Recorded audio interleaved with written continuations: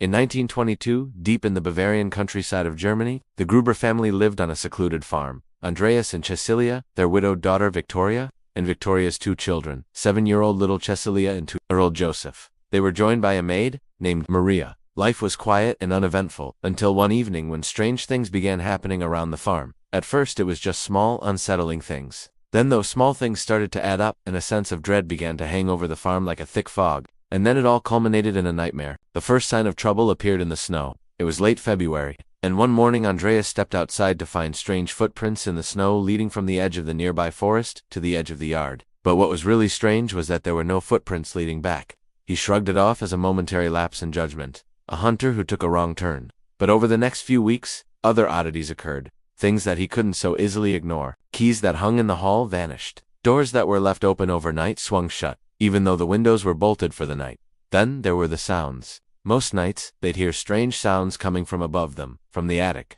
It was especially strange because the attic had been used in years and they knew it was empty. One afternoon, Andreas decided to take matters into his own hands and see what was going on up there. He climbed the stairs, pushed open the heavy attic door, and flicked on the light, but everything was normal. There was nothing up there except for cobwebs and dust. When he told his wife Cecilia and his daughter Victoria about it, they laughed it off as a trick of the wind. But Andreas couldn't help but feel uneasy. He told himself it was just his imagination running wild, that there was nothing to worry about. But he couldn't shake the feeling that something wasn't right, that something was watching them, lurking just out of sight. Then the most puzzling thing happened. One day Andreas was reading the newspaper when he learned of a murder in Munich. A local woman had been found dead in her apartment, strangled, her possessions strewn across the floor. As he read the details, a chill ran down his spine. Something about the crime scene seemed oddly familiar. He looked up and saw a headline that sent a jolt of fear through him. The police were still searching for the killer, but had little to go on. And then he remembered, just a few days ago, he'd found a crumpled copy of that same newspaper lying on the table in the kitchen. But how? He didn't subscribe and no one else in the house did either. He thought it must have been blown in through the open window. But it was odd that it was such a recent edition. He showed the paper to Victoria, who had the same reaction. She also wondered about the open window. But Andreas couldn't help but wonder if there was something more, something sinister lurking beneath the surface. As the weeks passed, the weather grew colder and the days darker. A heavy silence settled over the farm, broken only by the sound of the wind rustling through the trees.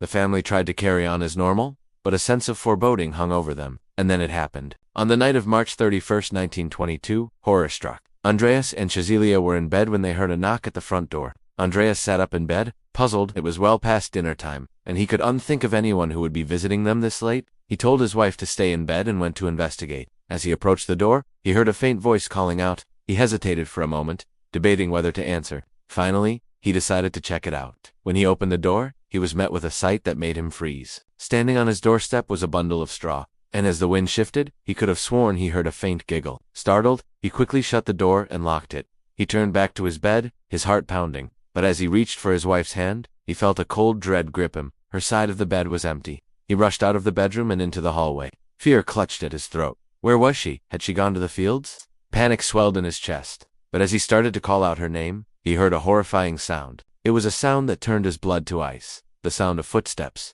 Heavy footsteps descending the ladder into the cellar. His wife wouldn't be in the cellar at this hour. He raced down the stairs, his mind screaming at him to run away, to hide. But his feet seemed glued to the spot, and as he neared the bottom of the stairs, he saw something that made him want to shatter into 1,000 pieces. There was Cecilia slumped against the wall, her eyes blank and staring. Beside her lay a heavy farm axe, its blade smeared with blood. Terror lent speed to his movements as he fled back upstairs. He had to get out of the house, to find help. But as he stumbled toward the door, another terrifying sound stopped him in his tracks. This time it was the sound of a scream, the blood-curdling scream of his granddaughter, little Cecilia. Without hesitation, he burst through the door and raced to her room. But what he saw there froze the blood in his veins. Little Cecilia lay on the floor, her tiny body still, her face contorted in a silent scream. The sight tore at his heart, and he fell to his knees beside her, his mind reeling in disbelief. He checked for a pulse, but it was gone. She was already gone. Driven by a desperate hope, he rushed to his great-grandson's room.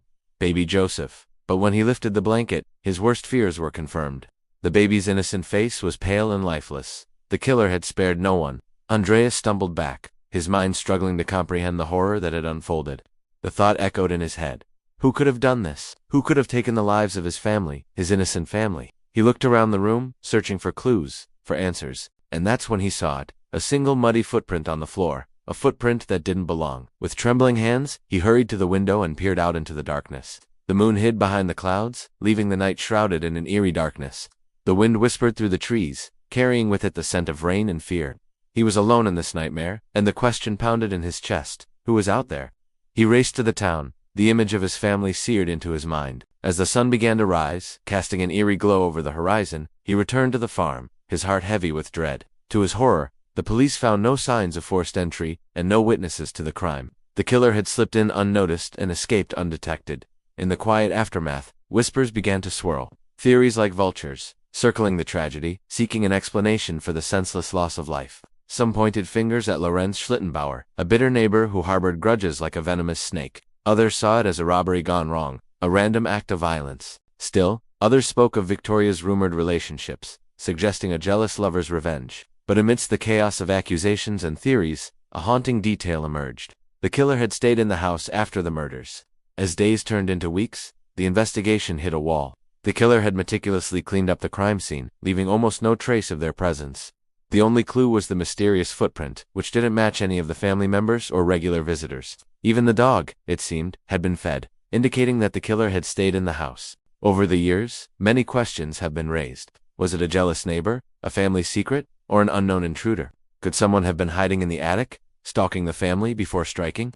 Each theory adds another layer to the puzzle, but none fit perfectly. The footprints in the snow, the mysterious newspaper, the sounds from the attic, they all point to a carefully planned attack. Yet the motive remains elusive, like smoke, slipping through the fingers of investigators.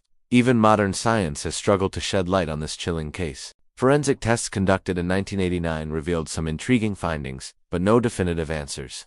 DNA analysis was inconclusive, and the fingerprint found on the murder weapon could be matched to any known criminals. The farm itself was demolished in 1923, leaving behind a haunting void where answers might have been buried. Today, the site of the Hinterkaifeck murders is marked by a simple memorial. A century later, we're still left with more questions than answers. What drove the killer to commit such brutal acts? Why did they linger in the house after the murders? And why does the case continue to haunt us even today? Perhaps the true horror of the Hinterkaifeck murders lies not only in the brutality of the crime, but in the enduring mystery surrounding it.